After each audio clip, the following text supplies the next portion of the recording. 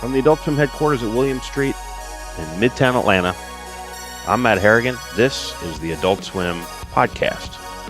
Today I'm talking to Ollie Green, who is the VP of Animation Production, which means she produces most of the animated shows on the network. Gotta say something interesting. Go ahead. No, I mean, I'm not leaving until something. Tell me about your garden. Interesting pops out. Cucumbers are going off. Yeah. I planted peanuts correctly this time. My tomatoes are flowering, but nothing is ripening, and I think there's a squirrel stealing some of them. Would you kill the squirrel if you caught it? Oh, God, no. I would yell at it. What would you yell? Some obscenities, because that's all I know.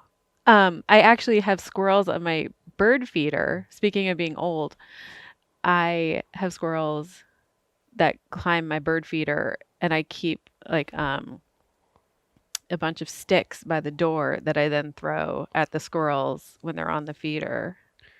That's sad. That is an old thing. You're throwing sticks at squirrels to chase them out of your garden. Yeah, I think a lot of our viewers can connect with that. Gardening doesn't seem to happen until people get older. It's like a daytime thing, and it's for people who really need to undo the digital damage, if you want to do something that's the opposite of looking at a screen, it's digging in the dirt. What do you do here, Ollie? What's going to say in the description what you do here? I'll let you describe it. I oversee all of our animated production. You oversee all the animated TV shows here. Yeah. That's a lot. Sure. There's a room at the end of the hall, the writer's room, that has a big board of all the shows, grouped by producer. And you have how many shows? Oh, shit. I should have looked that up. Yeah. Well, that is a wall that includes everything that's sort of in development. So if it's being negotiated, that'll be on the wall. 40 projects, maybe? Sure. Wow. When you started doing this, how many projects did you supervise? When I started at Adult Swim? Yeah. I started here as a line producer on one show. And what show was that? Stroker and Hoop. It was and one what year was season. That? I arrived in December of 2004. And you were the line producer for Stroker and Hoop. Mm-hmm. And then, and that show, once that was canceled, I was sort of handed both a new show to line produce and some of our stop motion shows to oversee as the production executive. So what does line producer mean? Line producer is sort of the producer on the budget side. So set the budget and manage all of that. Manage all the money that gets spent on the cartoons. Yeah, so line is each line item in the budget. So Stroker and Hoop went away, and then you were assigned new shows. Yeah. What shows were they? I had a show called The Crooked Sip, which I think we made 3 episodes of that, and then it turned into our show Freaknik the Musical, which was an hour-long special, starring T-Pain as the ghost of Freaknik. And Party Ghost. Yeah. And so as I was line producing those shows, I started overseeing a bunch of our stop motion shows and then some of the 2D shows. And then at some point I just started overseeing all of them. And I was still actually overseeing live action and animation, but because there were so fewer shows back then, you could do both. So few shows. Yeah. I mean, when I started, I think we had 4 shows or 5. What were the shows? Do you remember? Yeah, there was Stroker and Hoop. Yeah.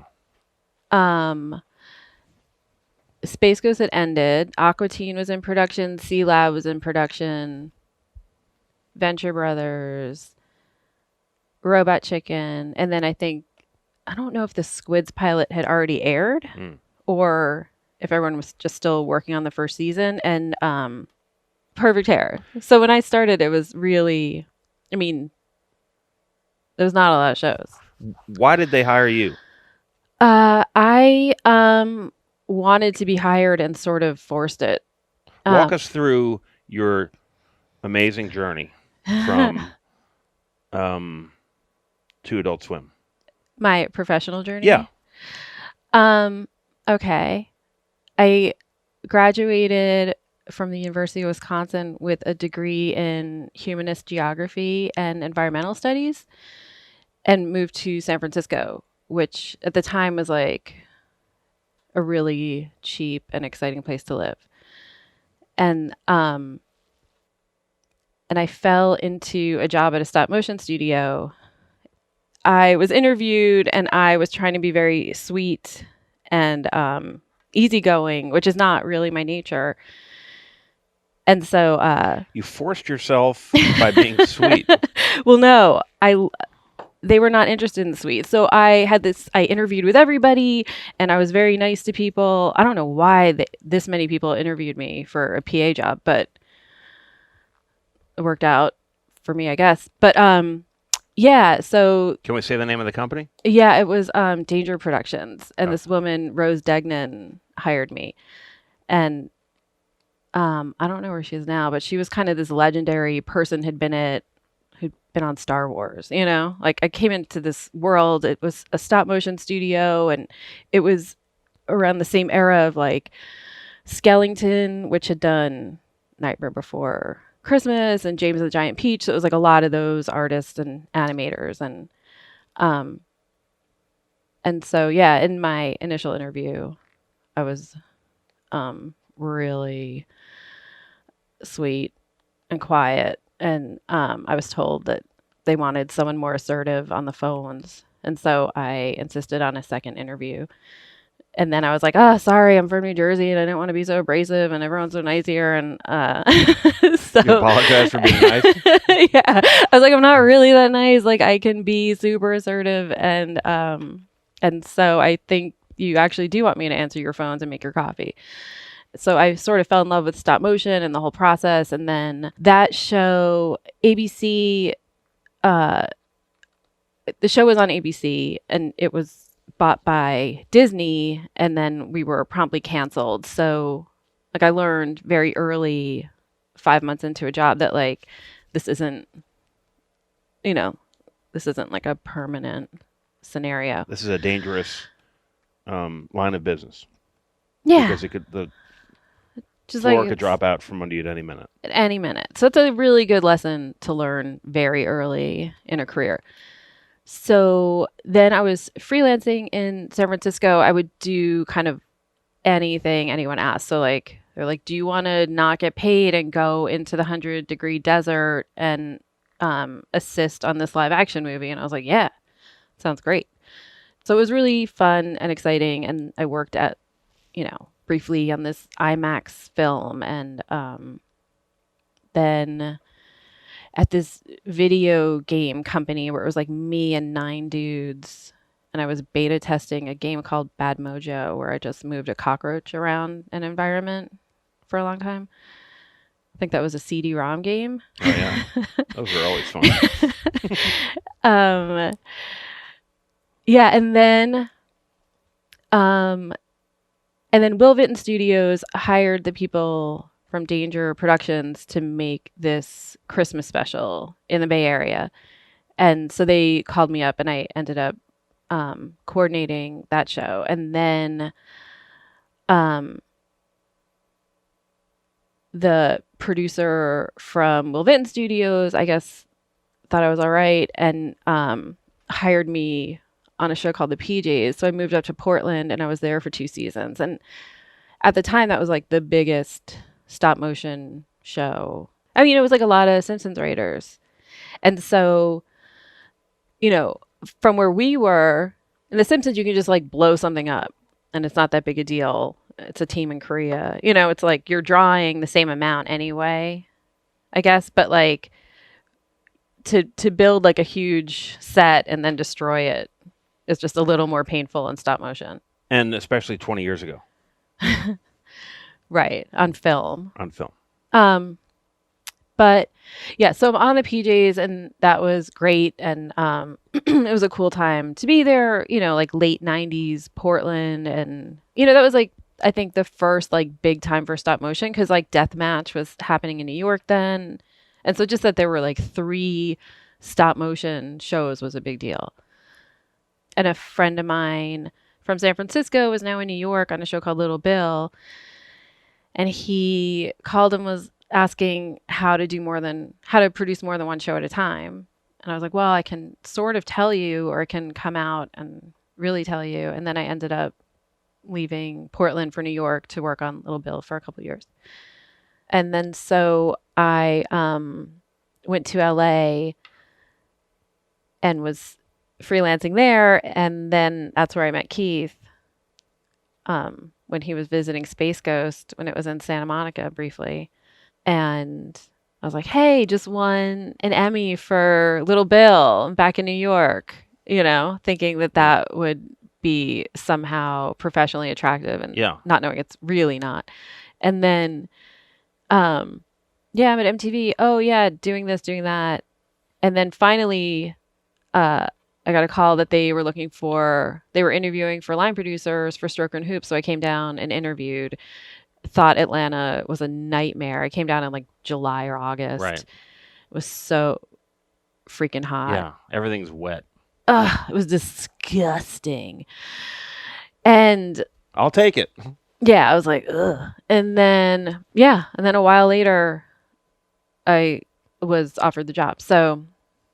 And you had to decide, do I leave New York, the glamorous center of the universe, or do I go down to Turnip Town? Yeah. I thought I would be here for 2 years and then moved here, bought a house, got married, had a kid.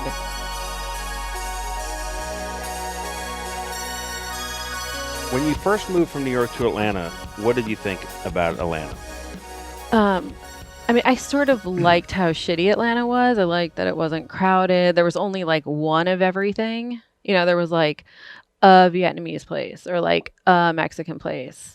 Did you feel like here. you were missing out being in Atlanta, that you had sort of retracted from the entertainment world? No.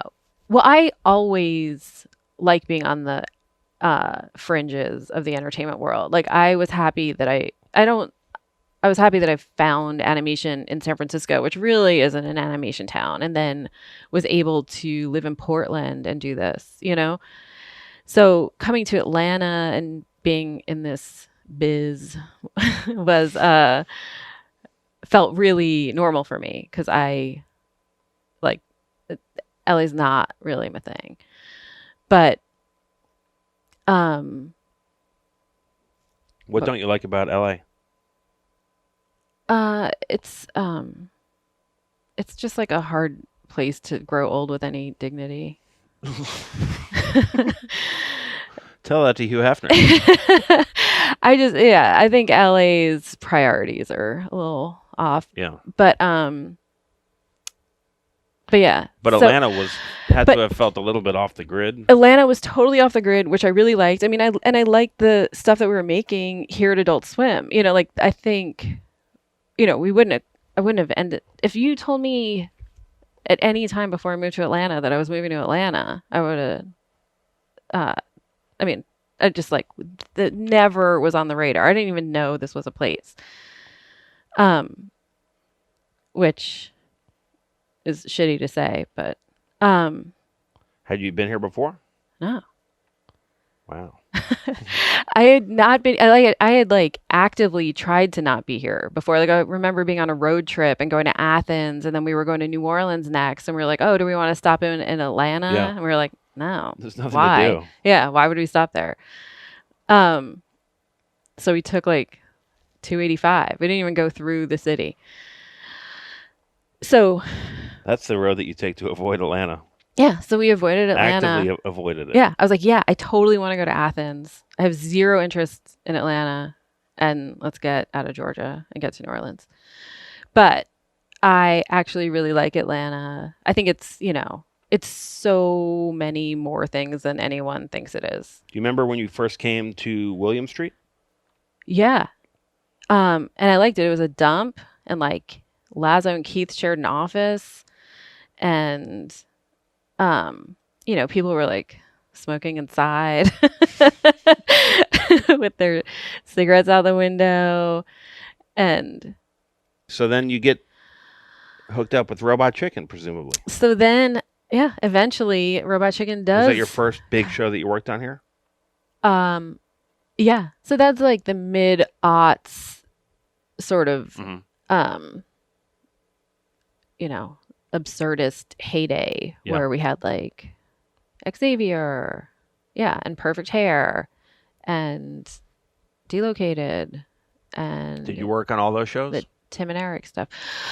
Or did you stop? Did you start turning more towards animation? No, I was doing both live action and animation for a while. So like, Delocated and early Neon Joe, I handled those. I handled Eric Andre and Beckel's first thing, and the Greatest Event specials. And tell me some of your more sort of fun experiences, or some of the shows that you've enjoyed making more than others. I love all my babies. Yeah. Do you feel like they're your babies? And if they don't go, that's your fault? No. But if they do go, then that's also your fault? I've never, no. How many Emmys do you have? I mean, 5. You have 5 Emmys. Isn't that dumb? No, it's cool. Little Bill was the only one that I got where I was like day-to-day coordinating producer on that show. The rest have all been on the network side, which does not mean that I'm not day-to-day thinking about these shows. But having been on the production side and having been on the network side, like, I do. I'm not saying they're not deserved. I'm just saying it feels different. What Emmys do you have? What are they for? Little Bill, Rick and Morty, and 3 for Robot Chicken. Wow. It was a big deal here when the first Emmys started coming through, wasn't it? It was. I happened to not be there for it. I was in my hometown and wasn't at the ceremony. So I got a text saying that, you want an Emmy. Cool. And then my father drove my sister and I to the neighborhood local watering hole in Maplewood, New Jersey. Wow. And so, my sister and I drank at St. James Gate. To celebrate the Emmy win, which is like, it could be slightly further from Hollywood. Like, it could be in the fucking middle of Missouri. But like, but like, it was so... not, it was like such an amazing sort of towny feel for this very big, glamorous Did you show occasion. people the text? No, well, no. I mean, my sister had a big mouth and was telling everybody. And so I got to toast with my townies. Does anything change? Not one thing changes. And it's funny because when I did win the Little Bill Emmy, I remember being told by someone who had worked on Pee-wee's Playhouse, he was like, that is not going to do anything for you. He's like, maybe you'll get a return phone call, but you might not. Like, Emmys are cool to have, but they are definitely not getting you anywhere in your career. And I could not agree more. Wow. I don't know if that's great or depressing.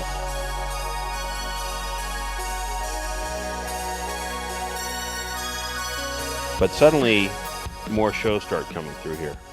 Well, I think that shows came through here on the strength of the existing shows. It's like if we are a network that will run Aqua Teen and take it really seriously, like promote it and have people watch it and make a feature, then... What do you mean take it seriously? Like this is our iconic show. Like this is... it's a freaking great show, and it's really funny. NBC has Friends. CBS has, I don't know what 60 CBS has. Minutes. 60 Minutes. And Adult Swim has Aqua Teen Hunger Force. Yeah. Yeah. Billboards. Yeah. I mean, I don't think that, I don't think you get the Rick and Mortys without the Aqua Teens. I don't, Those bricks were the foundation yeah. that you needed to open the door for the other things. Yeah.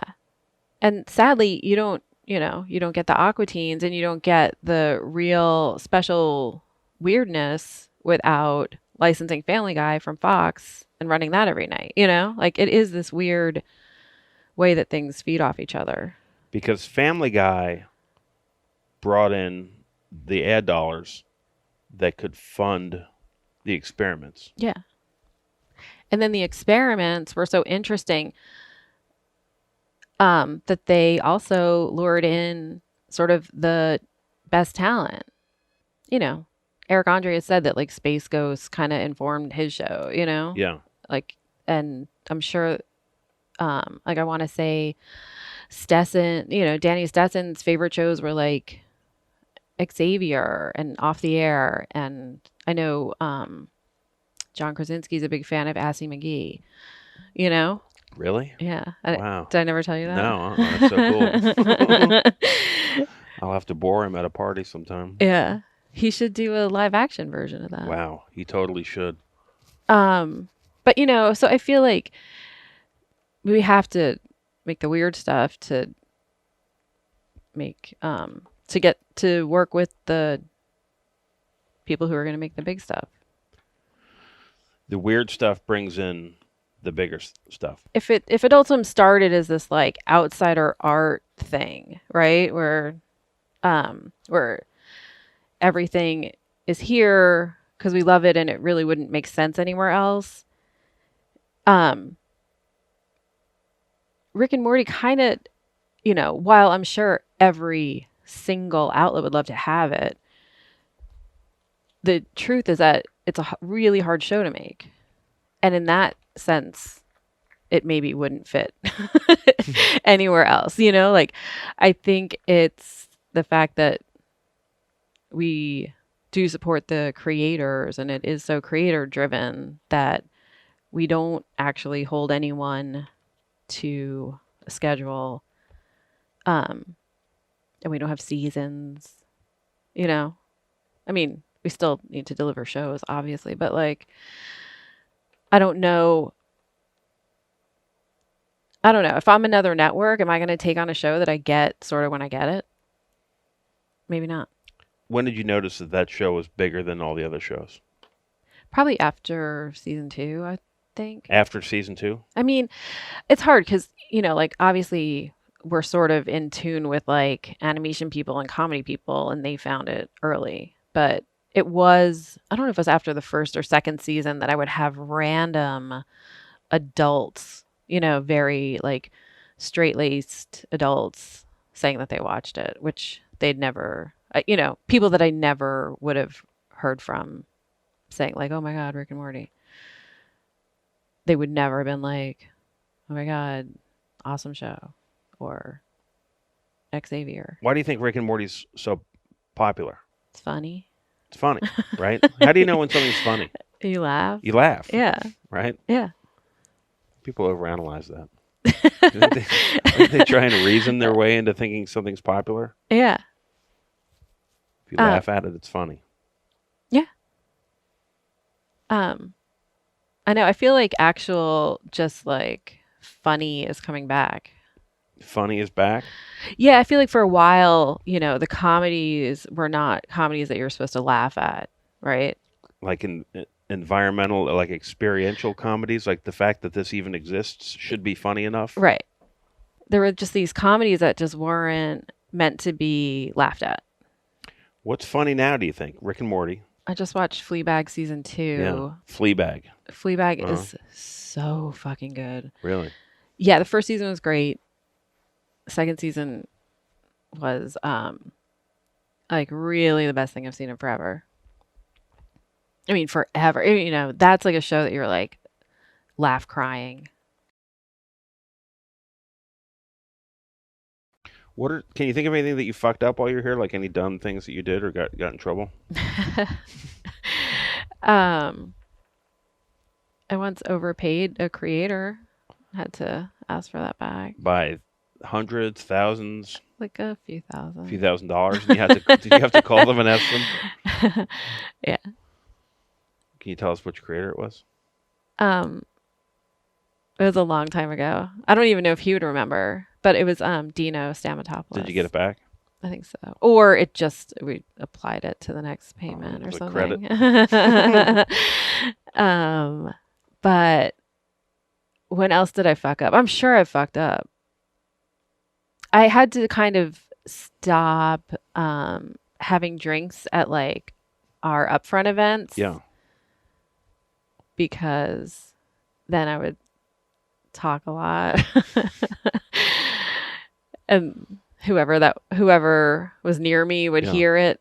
No matter who it was. Shoot your mouth off about some private concern. Yeah. Oops. That probably happens a lot at upfronts, right? I mean, probably the worst was when I left my phone in Norman Reedus's SUV at Comic-Con and had no phone and was at a party for a dumb show on another network and then just went up and didn't want to be there and then had to knock on every SUV door on the street to see if I had been in their car. I was like, was I just in your car? Was I just in your car? Yeah. Oh, that was actually post Wareheim Booze Cruise and then the Eric Andre, Derek Beckles live show. And then I went with Norman to a party, which I never should have done.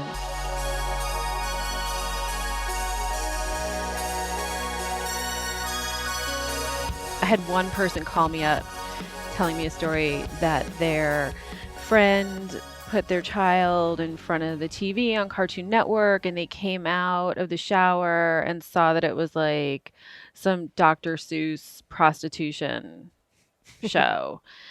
And I was like, oh, that, Robot Chicken. Yeah. And then they said, this shouldn't be on when children are awake and I'm going to call Newt Gingrich. And they were very upset about it. And I said, it sounds like it's bad parenting more than a legislative issue. And that was it. The parent? Wow. Yeah, the parent was very upset. They were mad at you. They were mad at Adult Swim, and she wanted me to know that there was going to be a phone call made to Newt Gingrich. Oh. She shouldn't be showering. That's what I said. Stevie. Yeah. How about you don't park your child in front of the television? Oh. And also, Newt Gingrich was busy cheating on his wife who had cancer, I think, at the time. So he wasn't going to care about Robot Chicken. Yeah. I'd love to have heard that phone call. Hello. This is Newt.